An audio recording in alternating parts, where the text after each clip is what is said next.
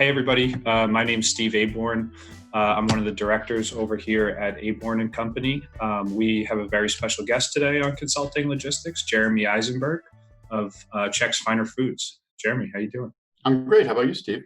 Good, thanks. I'm subbing in for our normal host, Kyle, today. He and his young wife and young baby girl are up in Portsmouth, New Hampshire, enjoying the sun. So Kyle's having a great day out in the sun, and you and I are going to talk some freight and operations in the office. So with that, I think it'd be great, Jeremy, if we could just kind of start and kick off. I know Chex is a third generation family company. So maybe tell a little bit about the story about Chex and give the listeners a background on yourself. Be happy to. Yeah. So I think maybe we'll also talk family business. So we are a third generation family business. My grandfather started the business in 1965. He was at the tender age of 55 when he started. He worked till he was 84 and he died when he was 86. So you can figure out what he loved to do.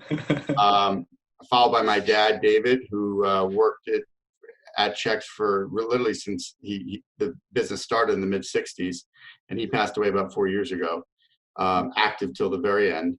And I've been in the business for 18 years. Okay. I'm the president of the business, and I think I'd say I have my hands in several different pieces of business, including, supply chain and logistics, because it's just important for us in terms of how we deliver for our customers. Awesome. We're kind of obviously a family business too. Background on us that everyone's heard is my uncle started the company in 1988. So be curious kind of to hear, sounds like you had the opportunity to work with your father a little bit. I don't know if you were able to work with your grandfather, but what, maybe one good thing about working in the family business, and give me a plus and give me a minus. If you put it on a scale, the pluses far outweigh the minuses. So I think I'll stick on the pluses side. But honestly, I grew up in every different facet of the business, working in the operations, picking orders as a kid, going out on delivery trucks. I was in sales. And actually one of the special moments my grandfather and I did get to share is there was one summer when I was in college, and he was still alive. And I was calling on some of our customers on Cape Cod. And these were customers that he had serviced 40 years earlier. I think that there's some really special relationships that we share that go back multiple generations, which really says a lot on both sides. And working with my dad was a huge gift. I came into the business when I was sort of in my mid-20s, do the math. And we worked very closely together. I think it was more of a mentoring relationship. And he let me make a lot of mistakes, and that's how you learn. None of them put us out of business because we're still here. And take risks. I mean, take calculated risks that he might not have wanted to do or he might not have believed in at the time. And it's always a great challenge. So I think that there's a lot that you can learn from your past generations. I mean, one of our values is honoring our legacy and never forget where we came from. So it's very important to us. But yet at the same time, you have to keep evolving and growing. And that's part of, that multi-generational handoff. Yeah, that makes a lot of sense. I think, kind of when I think about it, and I think this is kind of a good avenue. There's just so many stories that you'd never have access to. We spend so much of our lives at work, and, we kind of adopt a family persona, and you're a father for me, an uncle, a nephew, a niece, whatever it is. And you're a certain person in that role, and you spend a lot of your time at work, and you're a very different person at that role. And there's different stories about you, and you interact with different people. So, for me, I think being able to see, my uncle and hear stories about him and, different things that he did or situations that he was in, it just adds a color and a context that I don't think you'd ever gain perspective on without kind of working together in a close way. Oh my God, I couldn't agree with you more. I mean, I think my dad we're not like a title-driven organization, but I think one of my dad's favorite titles probably was official storyteller. So he loved to tell the stories about the customers and the products and the relationships, because that's really what it's all about, is the people. And it's those, people relationships, those people connections, and the stories and experiences, the antics that go with them. That's what makes it all worthwhile. Yeah, that's the fun part. So I wanted to touch on kind of logistics. I mean, logistics Sure. and operations are kind of a core part of your business as a distribution company. Just everything that we know about you guys from working about you guys, you can go on the website, any collateral that you have, just talking about the quality of the products and the level of customer service. And I think, transportation and operations and logistics obviously impact that. So could you maybe talk a little bit about, how transportation and operations affect kind of your core values? Sure. So I think if you sort of take it as far as what is on the side of each one of our trucks, it says delivering excellence. It does not say delivering mediocrity. So if that's what we're going to say, then we need to, what do they say, follow through on that.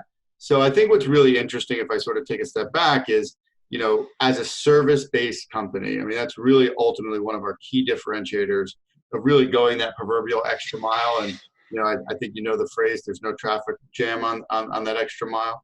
Yeah. It's really part of that commitment. So if this is really what part of that value proposition that we make both to our customers and our vendors, we have to follow through on that.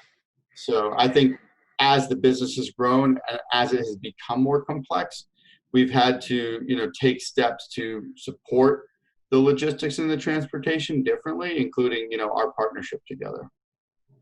Yeah, definitely. I think one way, and we can see it just in the way that we manage the shipments, is the growth that you guys have had. I mean, we look at the volumes and one of the things that hopefully we're helping you manage is just as that thing goes, you're able to focus on your core competencies and let us do kind of what we do and support you through that growth phase of the company, which is really exciting. Yeah, and I appreciate that, and we appreciate your partnership. And I think, if anything, what sort of brought us together was, National Truck Driver Appreciation Week, and I put a post out on LinkedIn, and I really genuinely recognized our partners that we work with. I mean, first, of course, in all due respect, recognizing our amazing Chex drivers that are an incredible group of dedicated people that service, our local market very well, all the way down to New Jersey, all New England and New York, New Jersey. So that's their footprint, and that's what they do every day. But there's a whole host of other people that we work with to help make the business hum. I mean, we've got products that come from overseas, from California, from the Midwest, from a lot of these public warehouses in New Jersey. We can't do that all ourselves. So I think it takes a team effort to accomplish that. And also with the growth of the business, we have customers that have stores down in Florida and Virginia and Georgia. So, I mean, it's really changed the texture of what we need to support our customers. And that's where folks like yourself come in, and our other partner carriers and logistics team. Yeah, absolutely. I think one other thing that we noticed that kind of differentiates you and a little bit from some of the other companies that we work with is just the management involvement in logistics and supply chain. I mean, whether it's yourself or, your CFO, John Speyer, I mean, you guys are very, very involved and in tune with what's going on. And I think, that goes right in hand to hand with what you're saying. The ability to serve those customers, you need to be in the details of that. So can you talk about it? Because that's got to be a strategy a little bit to have, management so involved in that. Well, I think it comes back to this word of partnership. And a partnership has to be built at every different level within the organization. And I think that starts sort of from an importance standpoint at the top. And I think when we first got to know Jill Clifford, it really sort of started with that connection, and that's sort of what drew us both in. But then it's up to the team to be able to help execute that every day. I think it just reinforces the importance that we place in supporting this key area of our business. But I'd say the same thing is on the vendor side and the customer side, where we have relationships both at the top and all the way down to the store level. So I use the phrase a lot at Chex of one team, one dream. And it is one team. And I think it's important for our team members to know that we support them too. That we're working together, but there's times where it requires a little bit more involvement, or we need to escalate, or we need to change things. And it's important for you to know that we care, but also that our team members, we've got their backs. So that's really important. It's so important, especially in operations. I mean, the operations, the trucking, the physical warehousing, we very much live in physical worlds where, Right. you and I are able to communicate and do most of our work on Zoom. Not everyone, not everyone in every role at that company has a role. I mean, it's hard work. So I think, it's really important for us when we work with asset-based carriers to recognize them and recognize the hard work that they do. And it sounds like that's a big part of your ethos as well. It's just recognizing those people in the role that they play each day, and in working with your customers and building that company and building that culture. Honestly, I think it's, we have a lot of unsung heroes in our business. I think COVID's taught us a lot, but when the times get tough, the tough get going. And I think you've really seen the strength in those individuals and those departments. And it's really important to be able to help give them the recognition, not just during a specific week, but each day.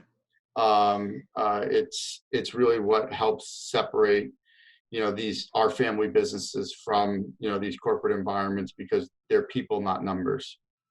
Right. No, that's exactly right. One final question.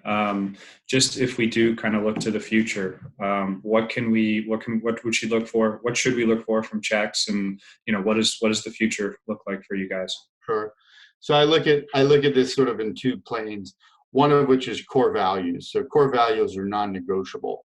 So I think the experiences that we have together, I hope that we will continue to share those. I think that's really important to me, and it's building on that. So I think, if you asked me 4 years ago, would I have said that two of my largest customers are outside of, our home base in New England? I could have said maybe. Would I have told you that one's in North Carolina? I don't know that I would have answered that. But I think at the end of the day, I think it's about adaptation and evolution. So while that core values need to be the same, I think you also have to evolve as an organization. So I think that that's what you can count on, is we're going to continue to grow and be better. And it's a journey. I think one of the privileges of a family business is you don't need to make decisions for this week or this month. You can make them more for the long term. So we want to continue to be smart in terms of how we manage our longer term future for us and our employees, our customers, and all of our partners that we work with. Yeah, no, absolutely. I think, the key thing that you just said that stuck with me is that evolution. I mean, we just went through a period where all of us, had to really evolve in the way that we work, in the way that we think. I think for us, one of the things when we were first evaluating kind of COVID and the world was changing on us is, we took a look at our customer base, and we have partnered with a lot of kind of older family-run organizations. I mean, some organizations that we work with have been going back to the late 1700s, and just the resiliency and the ability to evolve that these companies have. It was reassuring for us as we looked at kind of our portfolio, just saying, these companies, they have great businesses, great leaders, and they're going to understand how to get through this. So sure. I think, you guys are exemplary in that way, and we love the partnership, and thank you for coming on and talking to us today. Really appreciate it today, Steve. I had a great time chatting with you. Awesome. Thanks, Jeremy. All right. Good. Bye-bye. Bye. And that's our show. Have a question for Jeremy or about Chex Finer Foods? Ask it in the comment section and we'll be sure to get an answer. In the meantime, subscribe and share our show and our channel. Thanks for watching Consulting Logistics. I'm Kyle McNaught. Rock and roll.